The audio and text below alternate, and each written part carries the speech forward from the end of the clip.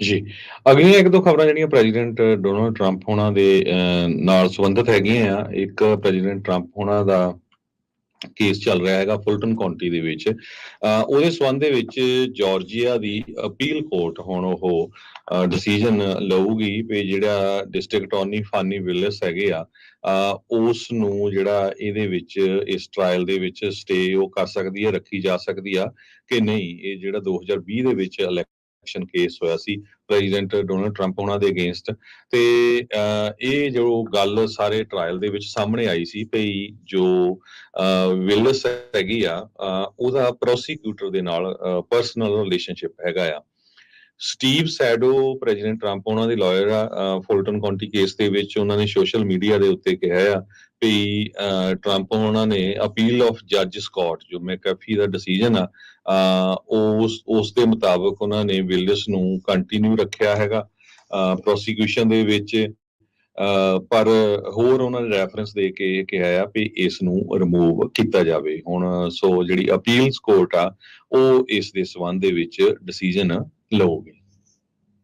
ਜੀ, ਇਸੇ ਤਰੀਕੇ ਨਾਲ ਇੱਕ ਜਿਹੜਾ ਹੋਰ ਕੇਸ ਇਹਨਾਂ ਦਾ ਫਲੋਰੀਡਾ ਦੇ ਵਿੱਚ ਚੱਲ ਰਿਹਾ ਸੀ, ਜਿੱਥੇ ਛਾਪੇਮਾਰੀ ਹੋਈ ਸੀ ਮਾਰੇ-ਲਾਗੋ ਦੇ ਵਿੱਚ। ਜਿਹੜੇ ਕਲਾਸੀਫਾਈਡ ਡਾਕੂਮੈਂਟਸ ਆ ਉਹਨਾਂ ਦੀ ਮਿਸ ਹੈਂਡਲਿੰਗ ਨੂੰ ਲੈ ਕੇ US ਡਿਸਟ੍ਰਿਕਟ ਜੱਜ ਐਲਿਨ ਕੈਨਨ ਉਹਨਾਂ ਨੇ ਜਿਹੜੀ ਟਰਾਇਲ ਡੇਟ ਆ ਉਹ ਅਣਮਿੱਥੇ ਸਮੇਂ ਦੇ ਲਈ ਅੱਗੇ ਜਿਹੜੀ ਉਹ ਪਾ ਦਿੱਤੀ ਆ। ਕਲਾਸੀਫਾਈਡ ਡਾਕੂਮੈਂਟ ਟਰਾਇਲ ਫਲੋਰੀਡਾ 'ਚ ਜਿਹੜਾ ਹੋਣਾ ਸੀ, ਹੁਣ ਲੱਗਦਾ ਨਹੀਂ ਵੀ ਇਲੈਕਸ਼ਨਾਂ ਤੋਂ ਪਹਿਲਾਂ ਇਹ ਟਰਾਇਲ ਵੀ ਸ਼ੁਰੂ ਹੋਵੇ, ਲੈਟ ਅਲੋਨ ਵੀ ਜਿਹੜਾ ਇਸ ਦੇ ਉੱਤੇ ਕੋਈ ਫੈਸਲਾ ਆਉਣ ਦੀ ਕੋਈ ਅਸਾਰ ਹੋਵੇ। 5 ਨਵੰਬਰ ਨੂੰ US ਦੇ ਵਿੱਚ ਇਲੈਕਸ਼ਨ ਆ, ਪਰ ਟਰਾਇਲ ਲੱਗਦਾ ਨਹੀਂ ਵੀ ਉਸ ਤੋਂ ਪਹਿਲਾਂ ਜਿਹੜਾ ਉਹ ਸ਼ੁਰੂ ਹੋਵੇ।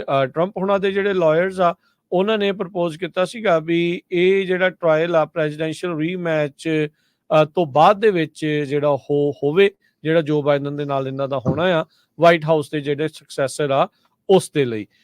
ਤੇ ਪ੍ਰੋਸੀਕਿਊਟਰਸ ਕਹਿੰਦੇ ਆ ਵੀ ਉਹ ਪੁਸ਼ ਕਰ ਰਹੇ ਸੀਗੇ ਵੀ ਇਸੇ ਸਾਲ ਦੇ ਵਿੱਚ ਹੀ ਇਹ ਟਰਾਇਲ ਹੋਣਾ ਚਾਹੀਦਾ ਆ। ਪਰ 20 ਮਈ ਜਿਹੜੀ ਤਰੀਕ ਆ ਰੱਖੀ ਗਈ ਸੀ ਜੱਜ ਕੈਨਨ ਦੇ ਦੁਆਰਾ, ਉਹ ਲੱਗਦਾ ਆ ਵੀ ਹੁਣ ਲੈਸ ਲਾਈਕਲੀ ਆ।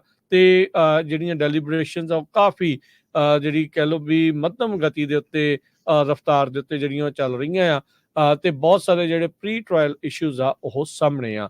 ਸਾਬਕਾ ਰਾਸ਼ਟਰਪਤੀ ਟਰੰਪ ਹੋਣਾ ਦੇ ਉੱਤੇ ਇਹ ਦੋਸ਼ ਆ ਵੀ ਉਹਨਾਂ ਨੇ ਜਿਹੜੇ ਟੌਪ ਸੀਕ੍ਰੇਟ ਡਾਕੂਮੈਂਟਸ ਆ ਉਹ ਆਪਣੇ ਨਾਲ ਹੀ ਜਦ ਆਫਿਸ ਨੂੰ ਲੀਵ ਕੀਤਾ ਸੀਗਾ, ਉਸ ਤੋਂ ਬਾਅਦ ਦੇ ਵਿੱਚ ਉਹ ਨਾਲ ਲੈ ਗਏ ਸੀ, ਜਦ ਕਿ ਪ੍ਰੋਟੋਕਾਲ ਦੇ ਹਿਸਾਬ ਦੇ ਨਾਲ ਨੈਸ਼ਨਲ ਆਰਕਾਈਵਜ਼ ਨੂੰ ਇਹ ਜਿਹੜੇ ਡਾਕੂਮੈਂਟਸ ਆ ਦੇ ਕੇ ਜਾਣੇ ਹੁੰਦੇ ਆ। ਇਸੇ ਤਰੀਕੇ ਦਾ ਹੀ ਕੇਸ ਬਾਈਡਨ ਹੋਣਾ ਦੇ ਉੱਤੇ ਵੀ ਉਹਨਾਂ ਦੀ ਵੀ ਇਨਵੈਸਟੀਗੇਸ਼ਨ ਚੱਲੀ ਸੀ, ਜਿਸ ਬਾਰੇ ਰੀਸੈਂਟਲੀ ਇੱਕ ਜਿਹੜੇ ਸਪੈਸ਼ਲ ਕਾਉਂਸਲ ਨੇ ਕਿਹਾ ਸੀਗਾ ਵੀ ਮੈਂ ਇਹਨਾਂ ਨੂੰ ਚਾਰਜ ਤਾਂ ਨਹੀਂ ਕਰਨਾ, ਇਸ ਉਮਰ ਦੇ ਵਿੱਚ ਕਹਿੰਦੇ ਵੀ ਇਦਾਂ ਦੀਆਂ ਚੀਜ਼ਾਂ ਜਿਹੜੀਆਂ ਉਹ ਹੋ ਜਾਂਦੀਆਂ ਨੇ। ਸੋ ਹੁਣ ਡਿਸਟ੍ਰਿਕਟ ਜੱਜ ਐਲੀਨ ਕੈਨਨ ਉਹਨਾਂ ਨੇ ਇਹ ਕਹਿ ਦਿੱਤਾ ਹੈ ਤਕਰੀਬਨ ਵੀ ਜਿਹੜੀ ਟਰਾਇਲ ਦੀ ਡੇਟ ਆ ਉਹ ਪੋਸਟਪੋਨ ਆ, ਸ਼ਾਇਦ ਇਲੈਕਸ਼ਨਾਂ ਤੋਂ ਬਾਅਦ ਦੇ ਵਿੱਚ ਹੀ ਇਸ ਦੇ ਉੱਤੇ ਕੋਈ ਫੈਸਲਾ ਲਿਆ ਜਾਵੇ ਜਾਂ ਟਰਾਇਲ ਸ਼ੁਰੂ ਹੋਵੇ।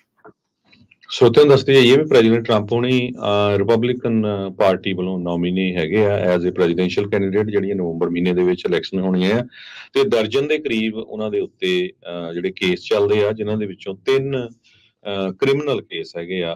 ਤੇ ਇੱਕ ਕੇਸ ਜਿਹੜਾ ਆ ਉਹਨਾਂ ਦਾ ਨਿਊਯਾਰਕ ਦੇ ਵਿੱਚ ਰਾਈਟ ਨਾਓ ਚੱਲ ਰਿਹਾ, ਜਿਹਦੇ ਬਾਰੇ ਆਪਾਂ ਤੁਹਾਡੇ ਨਾਲ